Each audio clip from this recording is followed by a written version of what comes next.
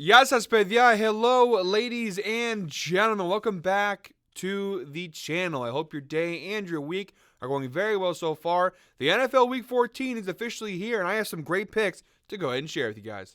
But first, as always, people, please make sure to go ahead and hit the subscribe button, hit that like button, and drop a comment down below. It helps the channel grow, and it really does mean a ton to us. With a new day and a new week comes some new opportunities to go ahead and make some money. As always, guys, I have a ton of great picks to go and share with you guys in this week's NFL slate. But first, before we can dive into this week's picks, we do have to do a quick little recap of how we did last week. And overall, guys, honestly, not too bad. We had an awful start. Thanksgiving was not very kind to us. We did not hit a single Thanksgiving bet last week. We struggled across the board in those ones. I was all over Miami. Was absolutely the wrong play. However, we had a nice recovery going into the later games on Sunday, the 4 p.m. slate going into Monday Night Football. We had a really nice, strong finish. Sunday definitely made up for it. We ended up going 8-8 overall on our single bets. We are now 81, 53, and 3 on the season with our single bets. So we're having a really solid year overall. Now, we didn't hit a lot of parlays. We did have one nice parlay, though, plus 453. So it is a nice play on the units. We are now 8-19 on the year with our parlays, but we hit some really big parlays in some of those hits. On teasers last week, not too bad. We went 2-1-1 with a really nice plus 400 teaser. So a couple nice hits there with a big plus money plays. We also had in the single bets too. Steelers money line was a plus money play. Eagles money line was a plus money play. So a really solid week in terms of units. So overall, again, not the best week we've ever had here, but overall a pretty solid week. Like always, guys, I think I can do even better this week. So let's see if we can't go ahead and do that. A ton of NFL picks coming your way right now. We are jumping right into the outlier screen, guys, and this week, this video is coming out a little later than normal. I like to get the NFL Oracle out on Thursdays. Unfortunately, this week was very busy, so it's not coming out until later in the afternoon on Saturday night.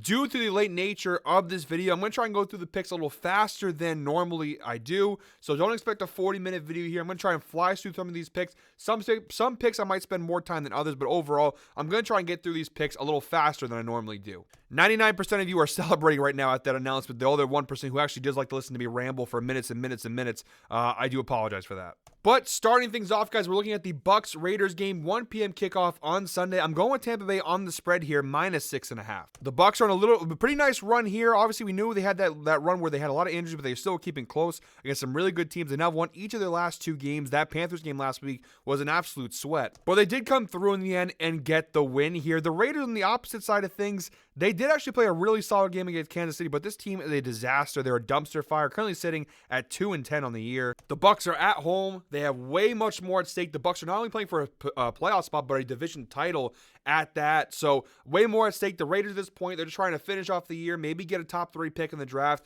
I just don't see the Raiders keeping this close. I know they played really well versus Kansas City on that Black Friday game, but I just don't love this Raiders team right now. Overall, the Bucs defense, not very good, but the Raiders offense is not much better. Although Aiden O'Connell on the offense looked a lot better against the Chiefs, overall, this Raiders team is just bottom tier in pretty much every category. Look at the defensive side, offense side, they're bottom 5 in both offense and defense in terms of scoring. Whatever way you want to look at it, this team is just not very good. Tampa Bay offensively is also a top 5 team. Since the return of Mike Evans, they're starting to look better and better each week. Baker Mayfield's having an incredible year. I like Tampa Bay a lot in this spot at home, especially with so much at stake. I just don't see the Raiders. I think they kind of let it all out. They kind of left everything on the field in that Chiefs game. I think the Raiders are done for this year. I just don't see much of a fight coming from the Raiders here. Give me Tampa Bay here, minus 6.5 points at home. The Bucs have also been a pretty solid cover team. They're covering the spread at a 58% hit rate overall this year, and the insights provided by Outlier. The Bucs are 4-2 against the spread in their last 6 games as a favorite. So looking like pretty good data spots here for Tampa Bay. And to sort of double down on this, take my second pick in this week's slate. I'm going with Bucs team total over 27.5 points. We're actually going with a plus money play, taking a little bit of a swing here. Plus 114 on FanDuel. Bucs team total over 27.5 points. Pretty high line, but they've actually covered it at a 50% hit rate so far this year. 6 out of 12 games have cashed the over. They're averaging 27.92 points per game, which is tied for 5th right now in the NFL in terms of first scoring. So you're going up with the 28th scoring defense. The Raiders passing up, they're actually not bad. 14th against the pass, 11th against the run, 7th in yards per play. The big thing here is they don't force turnovers. They don't have a great pass rush despite having Max Crosby. And overall, the Bucs, even when they miss, they're pretty close misses. 26 points, 24, 26. I think Tampa Bay should score a healthy amount of points in this one. So give me the Bucs here over 27.5 points. The plus money play. Taking a little risk here, but I like the spot. Next up, guys, we're moving on to the Jets-Dolphins game. 1 p.m. kickoff on Sunday. And you're going to hear me say this a lot in this video.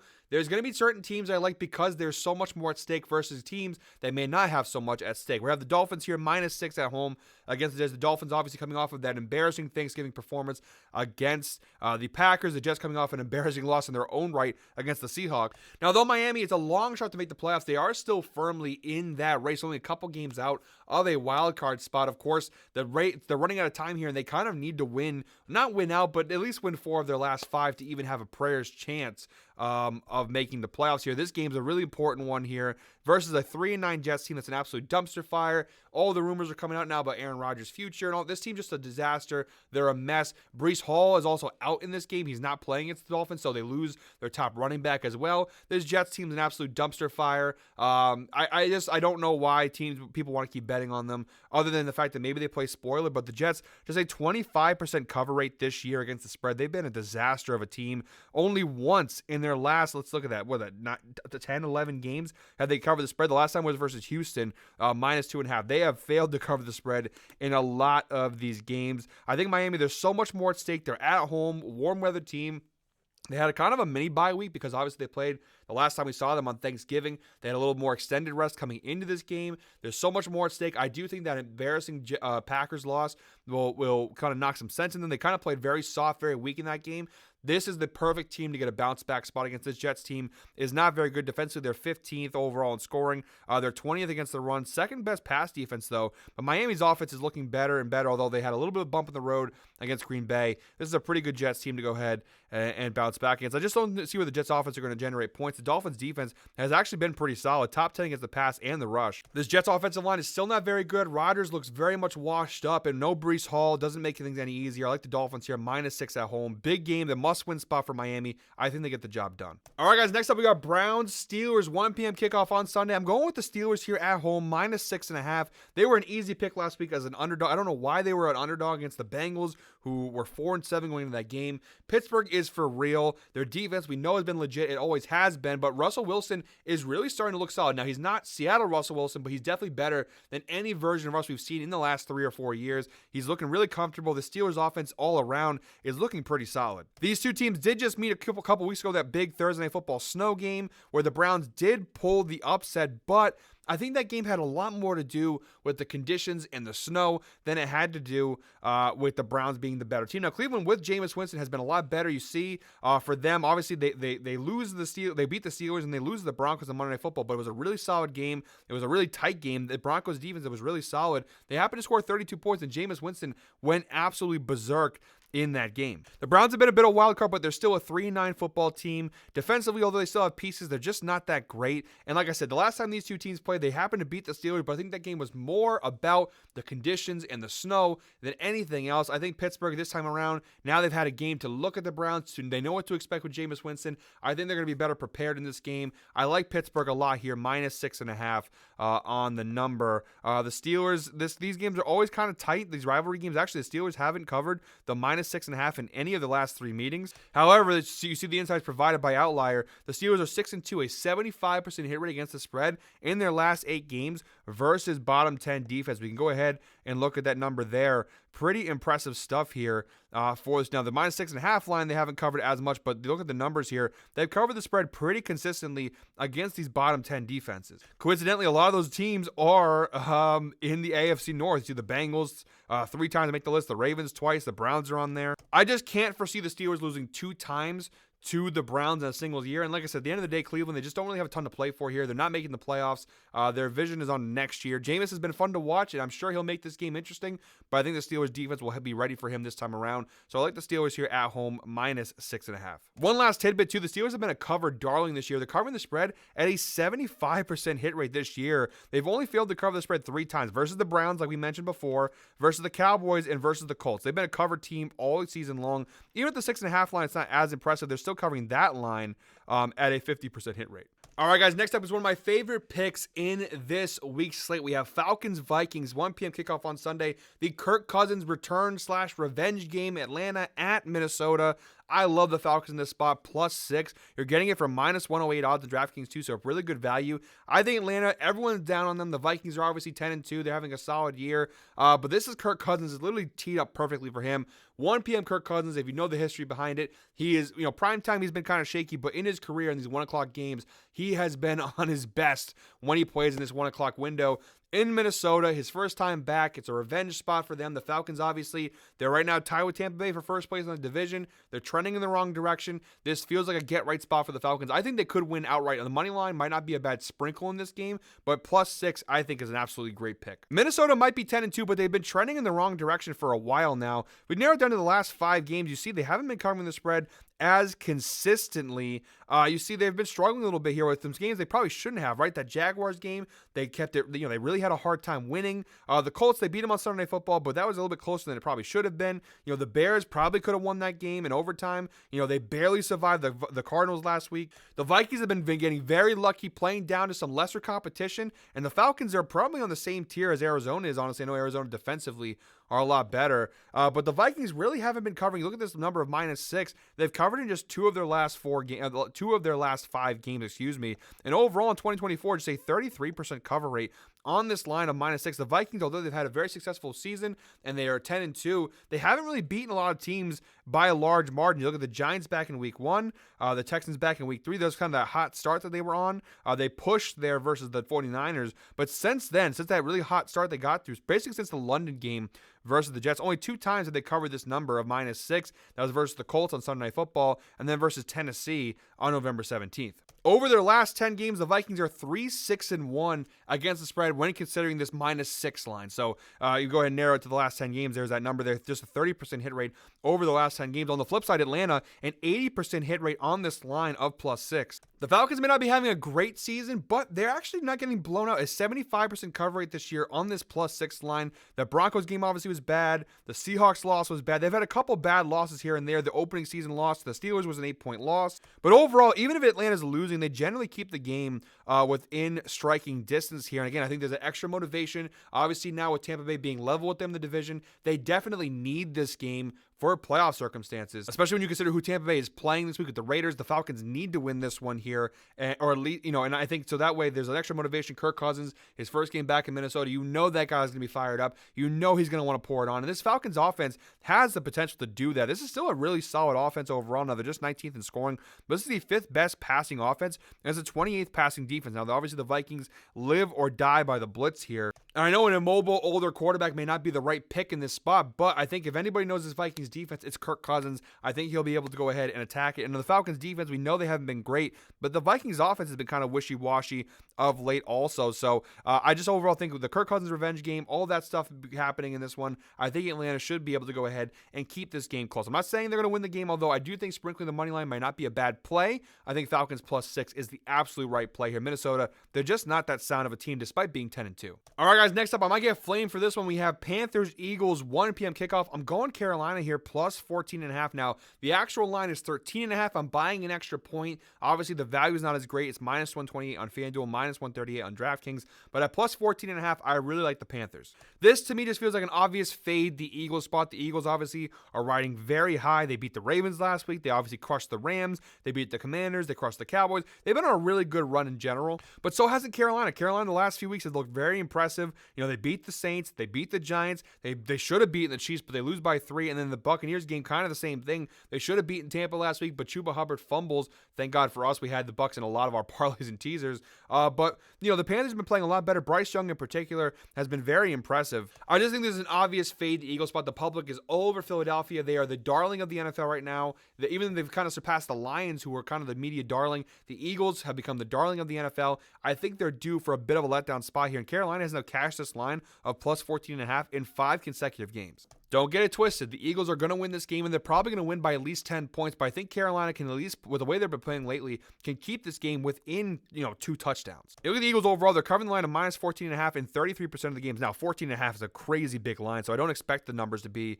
really big on that one. And honestly, it's definitely risky. I would not be surprised, honestly, if the Eagles did win this game by a blowout. But I think the way Carolina's playing, the fact the Eagles are red hot, the public is all over them, it feels like an obvious fade the Eagles spot. And I know it's not scientific. There's no rhyme rhyme or reason to it. I've just seen this happen so many times in football where you see a team that's just red hot. They can't be taken down. They're beating all the best teams like Baltimore. They're beating the Rams. They're beating the Commanders. The Eagles have been on a really impressive winning streak in general. I mean, they haven't lost since September 29th versus the Tampa Bay Buccaneers. They've been on a really, really incredible run. It just feels like an obvious spot where I think the public's going to be all over Philadelphia here. I think Carolina is the obvious spot here. Also, the insights provided by Outlier. The Eagles are 3-6, just a 33.3% hit rate against the spread in their last 9 games versus bottom 10 scoring defense. The Eagles kind of play down to their competition at times. And again, with the fact that Carolina has also been playing very well over the last month or so, I think the Panthers plus 14.5 is not a bad play. I'm not saying throw your house on it, but it's not a bad play.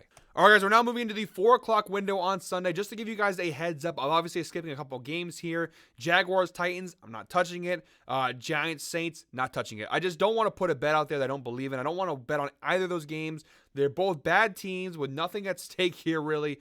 In those games can always be a little weird, especially the AFC South one. So I'm deciding to stay away from those games. Apologies to those who are looking for picks for the Jaguars-Titans game and the Giants-Saints game. But just personally, I didn't like anything in any of those games. I would have been forcing myself to take a pick just for the sake of taking a pick, which is never really a smart gambling strategy there, forcing yourself to play just because you want to play. So the right move there is just avoid those games. So we're now moving in to the 4 o'clock window. Our first game we're looking at here in the 4 o'clock slate is Seahawks-Cardinals. Big NFC West battle here. I'm going with the Cardinals here, minus 2.5 at home. These two teams just met not too long ago, just a couple weeks ago in Seattle, and the Seahawks bested the Cardinals 16-6 in that game. I'm rocking with Arizona here at home. This is a really big spot. It's almost a must-win game for the Cardinals, especially if they want to win the division. Seattle does have a game up right now. They are 7-5 coming in this one. The Cardinals are 6-6. If Arizona loses, they now fall back 2 spots to Seattle. The Seahawks would have the absolute tiebreaker. And the Cardinals, they kind of need this one to stay, not just for the division, but the playoffs as well.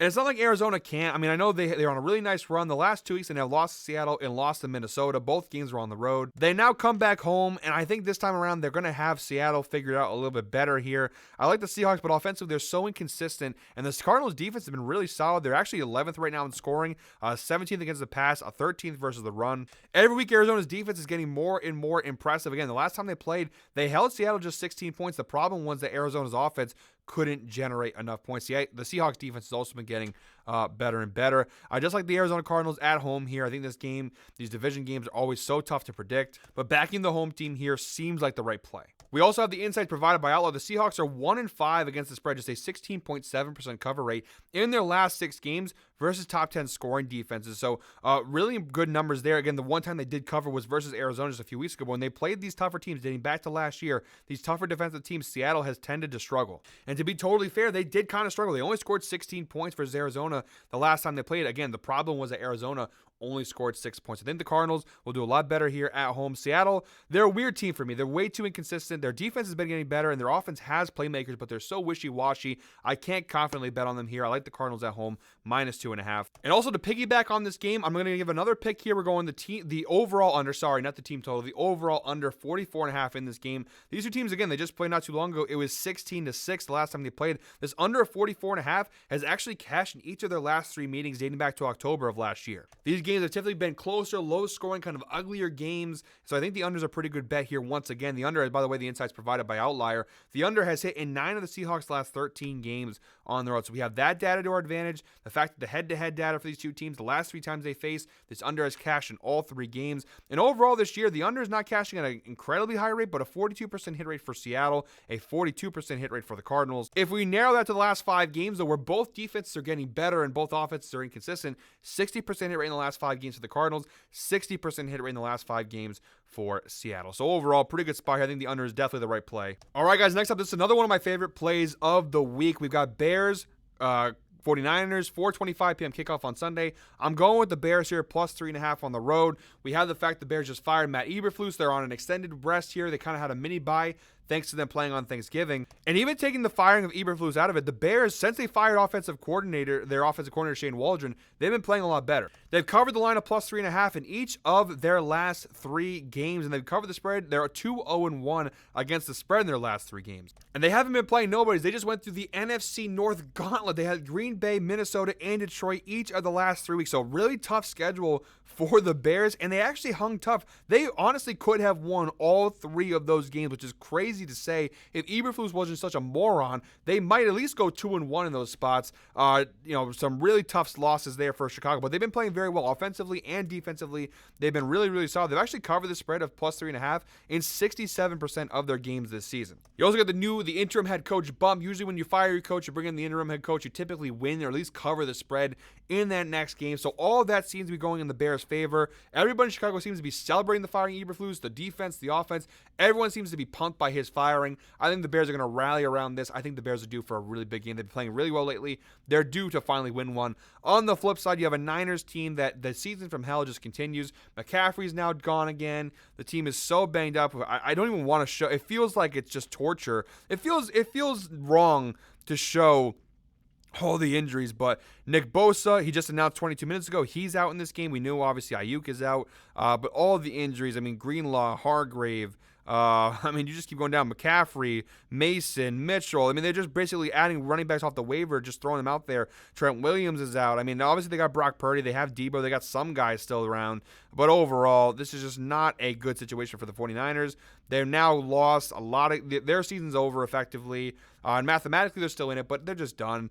They failed to cover the spread in each of their last 4 games, including 5 of their last 6. Just a 33% cover rate overall this year, and at this line of minus 3.5, just 33% cover rate. The Bears have been trending in the right direction. They've been playing better football. I know their record's not great. They're actually worse record than the 49ers, but they've actually been trending in the right direction, where the Niners are going in the wrong direction. Now, they've had a tough schedule as well: Tampa Bay, Seattle, Green Bay, and Buffalo over the last month. But it doesn't matter. The Niners, there's just too many injuries to overcome. I think Chicago, defensively and offensively right now, are just playing better football. So give me the Bears here, plus 3.5 in this spot. All right, guys, next up, we got Bills-Rams, 4:25 p.m. kickoff. I'm sorry, I'm just not fading the Bills at this point. The Bills, taking them here, minus 3. It is a little bit juiced here at minus 135, but I got to take them here. I just can't fade them. The Rams, they're a solid team, and they're obviously still fighting for a playoff spot and the NFC West division. I just don't trust this Rams defense and the Bills the way they're playing right now. And look at the record versus common opponents. The Bills have just been crushing teams. They're 5-0 versus common opponents. The Rams are 2-2 in those spots. Not really sure how the math works on those ones, but I can't buy the Rams right now. Their offense obviously is really good. We know their offense is good, but defensively, they're tied for 21st in scoring. They're 15th against the pass, 28th against the run, which is not good when the Bills have basically a top 10 rushing offense in the league. The Bills don't turn the ball over. They have a solid offensive line. I just don't see where the Rams are going to be able to get enough stops here. And on the flip side, now the Bills' defense is not I wouldn't say they're a great defense, although the numbers do prove that. They have a weakness, specifically, their run defense. They're 18th against the run. That's the one area you can kind of attack the Bills, and the Rams obviously do have Kyren Williams. I just don't think their offense, and it's very high power with Stafford and Puka and Cooper Kupp. I just don't think they're going to be enough to overcome the Bills. It feels like a shootout game to me, but I feel like the Bills will be able to get with that one extra stop, where the Rams, I just don't see where they stop Buffalo in this game. So I like the Bills here, minus 3 on the road. Not really a home game for the Rams, too. They don't really have, obviously, that huge home audience there. Better than the Chargers, but I think the Bills travel well with their fan base. I just like Buffalo so much more in this spot. I know I just talked about how the Eagles, I'm fading them because they're due, and the Bills certainly are due for a letdown spot. They've been covering the spread at a really high rate over the last 2 months, but I just don't think this is the spot. I think the Rams, they have way too many problems on defense, and although offensively they're really solid, Buffalo, I think, is still good enough to go ahead and pull out the victory. And piggybacking off that, I do like the over here at 49.5. I just think the Bills and the Rams, I think the Bills will do most of the scoring here. I think they should be able to score at least in the ballpark of 28, 30 points, and then at that point, we just need the Rams to pile on a little bit. This feels like a 31-21 win for the Rams, which obviously would cash the over here. Minus 105 too, pretty good value. So give me the over here at 49.5, as well as Rams minus 3. All right, guys, and we finish up our single bets here with Monday Night Football. As always, I don't do Sunday Night Football here on the Oracle because I do a separate video for Sunday Night Football picks, which is also coming out probably tomorrow morning, probably Sunday morning. So our last 2 picks are coming from Monday Night Football here. First up, we got Bengals minus 5.5. Honestly, this game is kind of tough to get a read on because both of these teams are kind of in a similar spot where they technically can still make the playoffs. There's a path for both of them, but both the paths require some miracles. They require some other teams to fall apart. Oddly enough, I kind of feel like the Bengals have a better chance. They basically need to chase Denver. Denver needs to go 1-3 the rest of the way. The Bengals need to win out. The Bengals and Broncos do play each other as well, so the Bengals do have a path. They basically need to win out, go 5-0 the rest of the way. They need Denver to go 1-3, and then Cincinnati would overleap them. Of course, you have to take into consideration what the Colts are going to do, what the Dolphins are going to do. There's so much at stake here. The Bengals have a path. It's a very difficult path and a muddy one, but the Bengals do have kind of an easier schedule. They do have the Broncos, though, and they have the Steelers, so a couple tough games there, but they do also have like Tennessee. They have a couple, I saw the Browns. They have a couple easier games, including this Cowboy game. So both these teams, they're kind of in the same spot where they don't have a lot at stake here. They're both losing teams. These teams are not going to the playoffs. I can tell you that right now. But they still have the hope of the playoffs. The difference, I think, for the Bengals is that you still have Burrow. Their team, all of their talent is still there versus the Cowboys. CeeDee Lamb's kind of banged up. Obviously Dak's out for the year. You're running with Cooper Rush. The Cowboys have gotten better the last couple weeks, but we do have to understand who they're playing. They beat a Giants team on Thanksgiving that wasn't very good, and they beat a Commanders team that's kind of been going in the wrong direction over the last month or so. It's a toss-up, it really is, but I think the Bengals offense is just so good.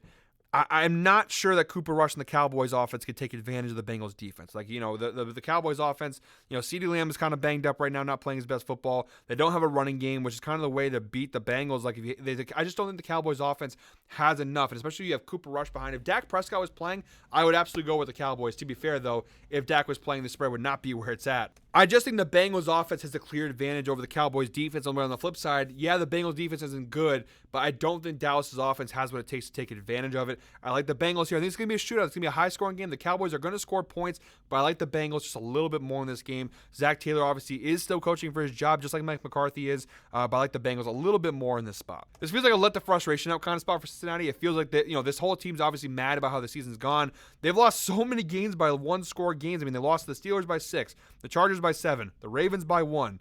The Eagles was a blowout loss. We keep going through. They lose to the Ravens by 3. They lose to the Commanders by 5. The Chiefs by 1. The Patriots by 6. So many one-score losses for Cincinnati. A couple plays go their way in a couple of these games, and all of a sudden we're talking about the Bengals as a playoff contender. So I think this is definitely let the frustration out kind of game. It's definitely the easiest defense. Look at the gauntlet they've been on lately. I mean, since the Raiders game. And even go back before that, in 4 of their last 5 games, they played the Eagles, Ravens, Chargers, and Steelers. They've lost all those games, and all of them were one-score games. So this definitely feels like hey, we're going to let the frustration out on this kind of, they've gotten better in the last couple weeks, but not a very good Cowboys team. It feels like the Bengals are going to kind of lay a beating on them here. So give me the Bengals minus 5.5. And then I also like the over. I just think the Bengals are going to score at least probably in the ballpark of 28 to 30 points in this game. They've cashed the over in 75% of their games this year. The Bengals have, and I'm including each of the last 5 games. So the over has been a pretty solid bet for Cincinnati overall this year, even against these tough defensive teams. I mean, 38 on the Steelers defense, 27 on the Chargers, 34 on the Ravens. I know the 17 against the Eagles isn't that impressive, but this Bengals offense has been scoring a lot of points, including against some pretty solid competition. And the Cowboys defense has not been that great overall. You see tied for 29th in scoring, not efficient in the red zone at all, 31st against the run, 13th against the pass. I think the Bengals will score a healthy amount of points, but I do think their defense is so bad that even though I don't really like this Cowboys offense with Cooper Rush, I do think they should be able to contribute at least in the ballpark of 17 to 20 points. I think this is a shootout game. It feels like a 33 to 20 or a 34-21 type of game here. Then the Bengals win and cover easily, but I do think this is going to be a bit of a shootout. So I like the over and the Bengals minus 5.5.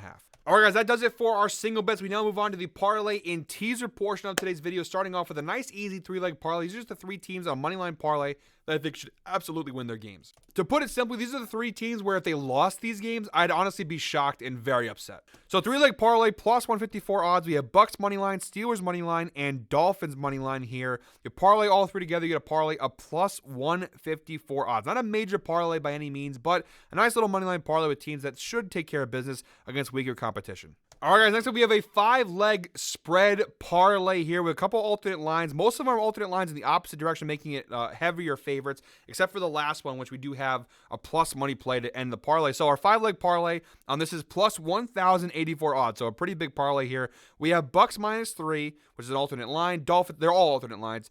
Dolphins minus 2.5, Falcons plus 10, Cardinals plus 3, and Bears minus 2.5. We're basically taking Bears money line here and expect them to win. Bears minus 2.5 might seem a little ballsy here. Definitely is, but plus 1,000 odds, really strong value for a 5-leg parlay here. All these other teams, we're either asking them to win or cover, and pretty good. The only big risk we're taking here is Bears, but you could go ahead and just take them, plus 5.5 or whatever. But I'm taking a bigger risk here, taking a bigger swing at minus 2.5. I think the Bears are going to win that game outright. And then our third and final parlay, we're just going for it. We're just taking the bigs. We're having fun here and taking a big swing. 7-leg parlay plus 5,026 odds. We're just going for it here, guys. We're just going to go ahead and play around again. You're not going to throw your house on this, but plus 5,026 odds. We have a 7-leg parlay, just all the picks I really like. We got Chiefs money line. We have Bears +3. We have Cardinals money line. We have Falcons money line as an underdog versus the Vikings, hoping for the Kirk Cousins revenge game. We got Steelers money line, Dolphins money line, and Bucks -6.5. You parlay all 7 together. You have parlay a +5,026. We're just taking a big swing. If we hit this parlay, it doesn't matter how many parlays we lose this year. We're going to be rock solid. But I love this one. It's just a big swing. Again, don't throw $150 or $1,000 or whatever. Or you could throw $150, I guess, but don't throw your house, don't throw your car, don't throw your family's lives on this parlay. It's just having fun. We're taking a big swing for the fences here and hoping it hits. 7-leg parlay +5,026 odds. All right, guys, and now move on to the teaser portion of today's video and starting off with our must-win tease, guys. It's very simple. Comment must-win down below, and if this teaser hits, one lucky comment will be selected with a free $20 Amazon gift card. Guys, the holidays are coming around the corner. Those extra Amazon gift cards, the extra money could go ahead and help you a long way. 7-point teaser +130 odds. 3-leg teasers are must-win teaser here.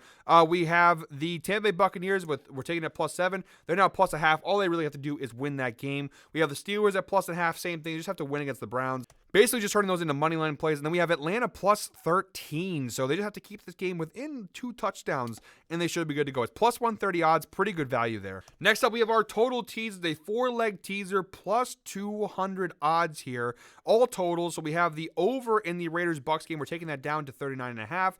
The under in the Seahawks-Cardinals game now at 51.5. The over 42.5, in the Bills-Rams game. And the over 42.5 in the Bengals-Cowboys game. We're just basically adding or subtracting some points from each of those games. Overall, makes them a lot easier. I like totals in general for all 4 of those games. I think I actually gave most, except for the Raiders-Bucks one. All those totals I gave as straight picks, but we're just basically taking a touchdown or adding a touchdown to those totals. +200 odds, 4-leg teaser. Really good value there. Next up, we have our big tease, guys. A 5-leg teaser, 7-point tease, +320 odds. So we have the Eagles at -6.5 versus the Panthers.